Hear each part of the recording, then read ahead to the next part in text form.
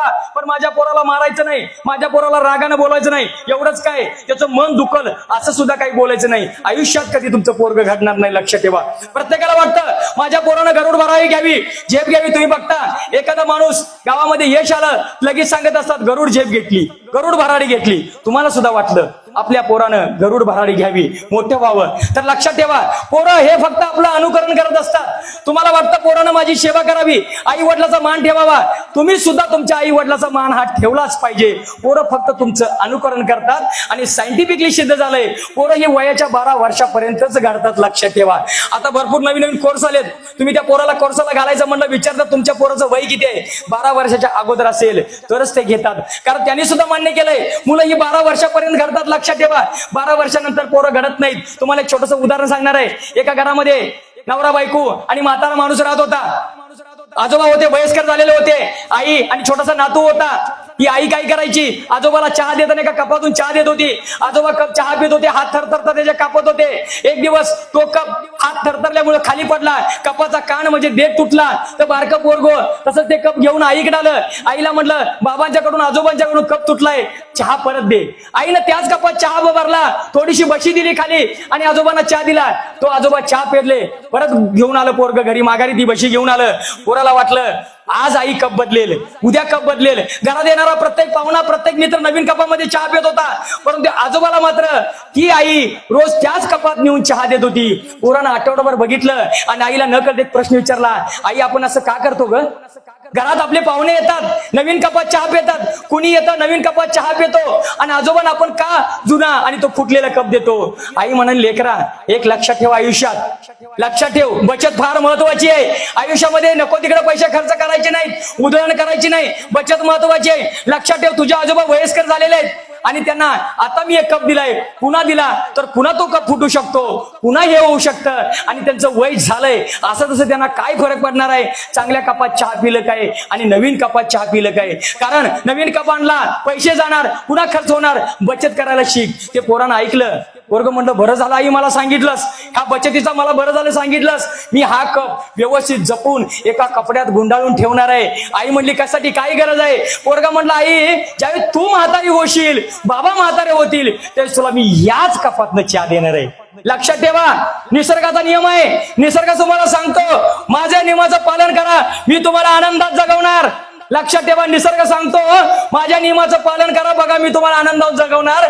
फक्त माझा एक नियम लक्षात ठेवा, जे तुम्ही पेराल तेच उगवणार आणि तेच उगवणार. आपल्याला वाटतं, मी तुम्हाला म्हणत नाही, लक्षात ठेवा मी सुद्धा तुमच्यातलाच आहे. आपल्याला वाटतं ना आपल्या पोरांनी चांगलं घडलं पाहिजे, आपण त्यांच्या समोर चांगलंच वागलं पाहिजे. जर तुम्ही तुमच्या पोरांच्या समोर चांगलं वागत नसाल, चांगले संस्कार तुम्हाला वाटत असेल ना माझ्या पोराची संगत चांगली पाहिजे, तुम्ही सुद्धा चांगलीच संगत धरायला पाहिजे. लक्षात ठेवा. आता तुम्हाला एक छोटंसं उदाहरण सांगतो. आपले स्वराज्य रक्षक छत्रपती संभाजी महाराज ज्यावेळी औरंगजेबानं दगाफटका करून त्याला पकडलं आणि त्यांच्या समोर उभा करण्यात आलं, औरंगजेबानं काय सांगितलं त्यांना, काही करू नका, फक्त आम्हाला तुमच्या तिजोरीच्या खजिन्याच्या चाव्या द्या आणि आम्हाला शरण या, आम्ही तुम्हाला जीवनदान देऊ. माझा छत्रपती स्वराज्य रक्षक संभाजी महाराज अजिबात तयार झाले नाहीत. नजरात नजर घालून शेवटच्या श्वासापर्यंत लढले. खरं लक्षात ठेवा, त्याला शरण गेले नाहीत. आता मला सांगा, छत्रपती संभाजी महाराजांना कोणी शिकवलं, कुठल्या गुरुनं शिकवलं? जर माझ्या छत्रपती संभाजी महाराजांनी ठरवलं असतं काय फरक पडतोय, घेऊया तिजोरीत चाव्या एक क्षणासाठी, थोडंसं शरण जाऊया, एकदा काय इथून बाहेर पडलो याच्या 10 पटीने मी खजिना कमवू शकतो, याला इथं काढू शकतो. नजरेत नजर घालून डोळ्यात काढलं तरी लढत राहिला. मला सांगा हे त्यांना कोणी शिकवलं, कुठल्या शाळेमध्ये शिकवलं, कुठल्या गुरूंना शिकवलं? ज्यावेळी आग्र्याला औरंगजेबाच्या भेटीला आपले छत्रपती शिवाजी महाराज गेले होते, मराठ्याचा राजा असून सुद्धा त्याला पाठीमागच्या रांगेमध्ये त्यांना उभं केलं होतं. त्याचा राज छत्रपती शिवाजी महाराजांच्या मनामध्ये होता. ज्यावेळी सर्व राजांनी माना झुकवल्या, माझा छत्रपती ताट मानेत त्या दरबारामध्ये उभा होता आणि त्या औरंगजेबाला सांगितलं, ए मराठ्याचा राजा आहे, राजासारखी जर वागणूक देणार नसशील तुझा दरबार आणि तू लात मारतो त्याला. त्यावेळी ते 9 वर्षाचं पोरग माझा स्वराज्य रक्षक संभाजी महाराज तिथं होता. लक्षात ठेवा, त्यानं ते बघितलं होतं आत्मसन्मान कसा पाळायचा, लक्षात ठेवा, कुठं झुकायचं नाही. किती मोठी शक्ती असली, सर्व भारतातले राजे माना झुकून उभे होते, त्यावेळेस माझे आबासाहेब, माझे छत्रपती ताट मानेने उभा आहेत. ते त्या पोरानं 9व्या वर्षी तिथंच शिकलं होतं. म्हणून लक्षात ठेवा, माझ्या छत्रपतींच्याकडे बघून बाळ शंभूराजा घडला. म्हणून मृत्यूच्या छाताडावरती पाय देऊन, नजरेत नजर घालून शेवटच्या श्वासापर्यंत त्या औरंगजेबा बरोबर लढला, त्या औरंगजेबा बरोबर लढला. जास्त वेळ घेणार नाही. सांगण्याचा उद्देश एवढा आहे, तुम्हाला जर वाटतं, आपल्याला जर वाटतं आपल्या पोरांनी चांगलं घडावं, पालकांनो लक्षात ठेवा आपण, आणि तुम्हाला वाटत असेल माझी 15 एकर बाग आहे, माझी 5 बंगले आहेत, माझे 20 गाडी आहेत, माझ्या पोराचं भविष्य शून्य आहे, तुमच्या पोराचं भविष्य मी आता तुमचं भविष्य शून्य बी लिहून देतो. एकाकडे BMW गाडी आहे, एकाकडे 800 गाडी आहे. 800 गाडीचा ड्रायव्हर रोज पुसतो, चकाचक करतो, व्यवस्थित चालवतो. BMW गाडी 80 लाखाची, ड्रायव्हर कसा बी खड्ड्यात घालतोय काहीच बघत नाही. 2 वर्षात ती गाडी कामाला येणार, लक्षात ठेवा. आणि 800 20 वर्ष ती गाडी चालवू शकतो. तुमच्या प्रॉपर्टीचा, तुमच्या इस्टेटीचा ड्रायव्हर म्हणजे आपला मुलगा कसा आहे याच्यावरती तुमचं भविष्य ठरणार आहे, लक्षात ठेवा. तुमचं म्हणजे आपलं, मी तुमचं म्हणत नाही, मी सुद्धा त्याच्यामध्ये तुम्हाला सारखं सारखं सांगतोय. आपण सर्वांनी मिळून लक्षात ठेवा, तुमच्या पोराला जर चांगलं वळण लागलं, तुमचं पोरग चांगलं घडलं, तुमच्याकडे काही नसलं चालेल, पोरग तुमची गाडी व्यवस्थित घेऊन जाणार आहे. आणि जर तुमच्याकडे करोडो अरबो रुपयाची प्रॉपर्टी असेल, तुम्ही निश्चिंत असाल, माझं काही टेन्शन नाही. पोरग्यानं माझ्या, आपल्या डायलॉग लय फेमस आहे आमच्या गावाकडे पण, आमचं म्हातार म्हणायचं 7 पिढ्या बसून खाल्ल्या तर सरायच नाही. 7 कुठल्या 7 वर्षात सगळं संपायची पाळी, ते लक्षात ठेवा. म्हणून आपलं पोरग चांगलं घडलं, आपलं पोरग व्यवस्थित घडलं, हेच तुमचं भविष्य आहे. पैसा अडका प्रॉपर्टी तुमचं भविष्य नाही, ही तुमची एकदम चुकीची समजूत आहे. आणि लक्षात ठेवा, समाज बिघडला, समाज बिघडला आपण सांगत असतो, ओरडत असतो. अरे समाज म्हणजे कोण? समाज म्हणजे आपण पण त्या समाजामध्ये आहोत ना. जर समाज बिघडत असेल, त्याच्यामध्ये आपण पण कुठेतरी समाज बिघडवायला कारणीभूत आहे, लक्षात ठेवा. जर समाज बिघडवण्यासाठी आपण कारणीभूत आहे, तर समाज सुधारण्यासाठी पण आपण थोडंसं काम करूया, सगळ्यांनी मिळून करूया. मी करतो, तुम्ही सुद्धा करा. ज्या ज्या ठिकाणी आहे तिथं, तर तुम्ही म्हणणार आता एका दोघांनी काय फरक पडणार आहे, मी पण म्हणणार काय एका गावात, अंजनी गावामध्ये जाऊन कार्यक्रम करून असा काय मी दिवा लावणार आहे, असा काय फरक पडणार आहे पोरांच्यात. लक्षात ठेवा पोरांनो, एका जंगलामध्ये आग लागली होती. एक चिमणी चोचीनं पाणी घ्यायची आणि त्या जंगलामध्ये आणून सोडायची. पाणी घ्यायची, त्या आगीमध्ये आणून सोडायची. ती कावळा म्हणला, इडी आहेस का काय तू? अगं जंगलाला आग लागल्या, त्या तुझ्या चोचीने काय फरक पडणार आहे?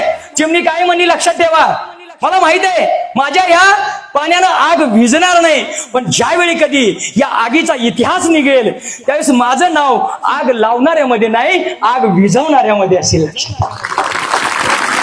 म्हणून आपण असं काहीतरी करूया, त्यावेळी समाजाचं कधी परिवर्तन हो अथवा ना हो, आपलं नाव समाज बिघडवणाऱ्यामध्ये न येता समाज घडवणाऱ्यामध्ये आलं तरी आपण धन्य झालो, लक्षात ठेवा.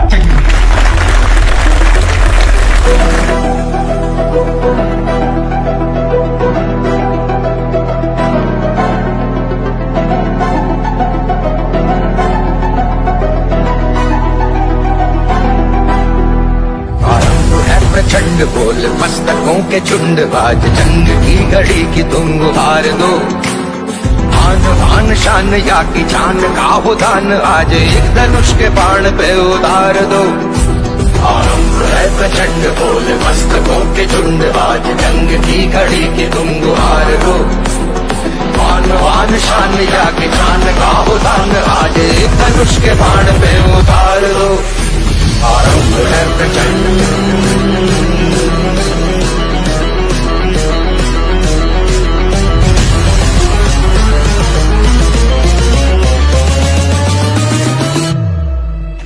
आज या ठिकाणी अण्णासाहेब शिंदे सरांनी जे परिवर्तनासाठी, जे आईवडिलांच्या सेवेसाठी जे लेक्चर दिले, ते लेक्चरातून निश्चितच सर्व विद्यार्थ्यांना, पालकांना व सर्व येथे जे त्यांचे लेक्चर ऐकायला आलेल्या सर्वांनाच नक्कीच फायदा होईल. सरांनी सांगितले, तुमच्या वेगापेक्षा तुमच्या दिशेला महत्त्व आहे. म्हणजे तुम्ही जे वेग पकडताय त्यापेक्षा तुमची दिशा कुठल्या दिशेत जाणार आहे त्याला फार महत्त्व आहे. आणि सरांनी आणखीन एक गोष्ट एकदम चांगल्या पद्धतीने सांगितली की ते म्हणजे लॉ ऑफ अट्रॅक्शन, आकर्षणाचा सिद्धांत. म्हणजे तुम्ही जे मनात जे साठवणार आहे तेच भविष्यात तुमच्या वाट्याला येणार आहे. तुम्ही जर तुमच्या मनामध्ये दुःख जर साठवत गेला तर उद्या तुम्हाला दुःखच मिळणार आहे. त्यासाठी तुम्ही कायम हसत आणि सर्वांशी चांगलं आणि पॉझिटिव्हिटीने वागला तर इथून पुढच्या तुमच्या जीवनामध्ये सुद्धा पॉझिटिव्हच होत जाणार आहे. तुम्ही जर एखादा निगेटिव्ह विचार करत गेला तर आयुष्यामध्ये परत तुम्ही निगेटिव्ह विचार करणार. आणि सरांनी सांगितलंय की समस्या ह्या काल्पनिक असतात. काल्पनिक समस्यावर तुम्ही जर विचार करत बसला तर उद्या येणाऱ्या काळामध्ये त्या समस्या तुम्ही ज्या छोट्या समस्या आहेत त्या बऱ्यापैकी मोठ्या प्रमाणात तुम्ही मोठी समस्या करून घेताय. त्यामुळे समस्या न करता पॉझिटिव्ह विचार करा. सरांचं मी परत एकदा खूप खूप आभार मानतो की त्यांनी येऊन जो हा परिवर्तनाचा लढा चालू केला, एक मिशन चालू केलंय, त्या मिशन मध्ये आम्ही पण काही थोडंफार ह्याच्यात सहभागी होऊ आणि सरांच्या या मिशन मध्ये आम्ही नक्कीच सहभागी होऊ आणि जनतेला चांगलं त्याचे उपयोग होईल. त्यांनी खूप छान मार्गदर्शन केलं. त्यांच्या व्याख्यानातून आम्हाला खूप चांगले मार्गदर्शन मिळालं. त्यांनी आई वडिलांबद्दल खूप आम्हाला माहिती दिली आणि आता आम्हाला समजलं की आई वडील खूप महत्वाचे आहेत. आपल्या विद्यालयामध्ये आजच्या कार्यक्रमाचे प्रमुख पाहुणे आदरणीय अण्णासाहेब शिंदे सरांचं व्याख्यान आयोजित करण्यात आलं आणि या व्याख्यानाच्या माध्यमातून विद्यार्थ्यांना त्यांनी आई वडिलांची महती थोरवी आणि आई वडिलांपासून आपल्याला आयुष्यभर जीवनाची शिदोरी कशी पुरते आणि त्यांचे विचार, त्यांचे संस्कार आणि त्यांची प्रेरणा या त्यांच्या पाठिंब्यावर आपल्या आयुष्याची वाटचाल आपण यशस्वीपणे कशी चालू शकतो आणि आपल्या जीवनाचं उत्तुंग ध्येय आपल्याला कसं साध्य करता येतं.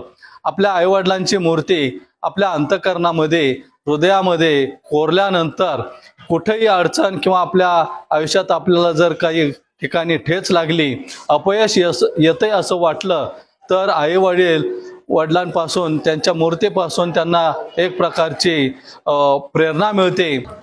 जगामध्ये आई आणि वडील याला सोडून दुसऱ्या जगतामध्ये दुसरा देव नाही मला. आणि अण्णासाहेबांनी या मुलांना फार मोठी संस्कृती दिली, फार मोठा एक धडा शिकवला, फार मोठं एक त्या मुलांच्यावर आई वडिलांच्या बद्दलचं जे प्रेम आहे ते किती अतिप्रेम झालं पाहिजे, आई वडिलांबद्दल किती आदर निर्माण झाला पाहिजे, किती आई वडिलांच्या बद्दल आपल्या अंतःकरणामध्ये तन्मयता निर्माण झाली पाहिजे, असं थोडक्या वेळेमध्ये त्यांनी या बालमुलांना, लहान मुलांना जे संस्कार करायचे ते ज्या वयात करायचे ते त्याच वयात त्यांनी दिलं. त्याबद्दल अण्णासाहेबांच्या बद्दल फार मोठं माझ्या अंतःकरणामध्ये त्यांच्याबद्दल आदर आहे. अण्णासाहेब शिंदे यांचं वक्तव्य हे मनाला कुठेतरी स्पर्श करणार होतं. आजच्या घडीमध्ये मुलांना संस्कारक्षम शिक्षण देणार होतं. सर बोलत होते आणि प्रत्येकाच्या डोळ्यातून अश्रू बाहेर पडत होते, म्हणजे त्यांचं मन मोकळं होत होतं. आई वडिलांच्या प्रती प्रत्येकाचीच भावना सद्भावनेची असतेच, मात्र त्याला जागृत करण्याचं काम, कुठेतरी मनाला टोचण्याचं काम, बोचण्याचं काम या सरांच्या बोलण्यातून झालं. याचा परिणाम माझ्या सर्व विद्यार्थ्यांच्यावरती, आज उपस्थित असणाऱ्या असंख्य पालकांच्यावरती होणारच. या आबांची भूमी आहे आणि या आबांच्या भूमीमध्ये परत एकदा असं काहीतरी ऐकायला मिळेल याची जाणीव आज पहिल्यांदाच झाली. मी या निमित्तानं अण्णासाहेब शिंदे सर यांना खूप खूप शुभेच्छा देतो, त्याचबरोबर त्यांचा आभार मानतो आणि इथून पुढच्या कार्यकारी त्यांना मी सर्वांच्या वतीनं शुभेच्छा देतो. धन्यवाद. त्यामध्ये शिंदे साहेबांना बोलवले होते व त्यांनी खूप साऱ्या कथा सांगितल्या, त्या खूप इमोशनल होत्या. पण आई वडिलांच्या विषयी किती बोलावं, किती काय बोलावं हे सुद्धा आधी कळत नव्हतं, पण आता काय बोलावं हे सुद्धा कळतं. कौतुकास्पद हा असा सोहळा झाला आणि असे व्याख्यान मी सरांना अशी विनंती केली की असे व्याख्यान दर महिन्याला एक तरी व्हावं, म्हणजे मुलांच्या मध्ये अतिशय चांगलं प्रबोधन होऊन मुलांच्या मध्ये चांगला अतिशय फरक पडेल असं मला वाटते. पालक आणि विद्यार्थी दोन्ही बरोबर असल्यामुळं ह्या व्याख्यानाचा मुलांच्या मनावर अतिशय चांगला परिणाम होईल. धन्यवाद.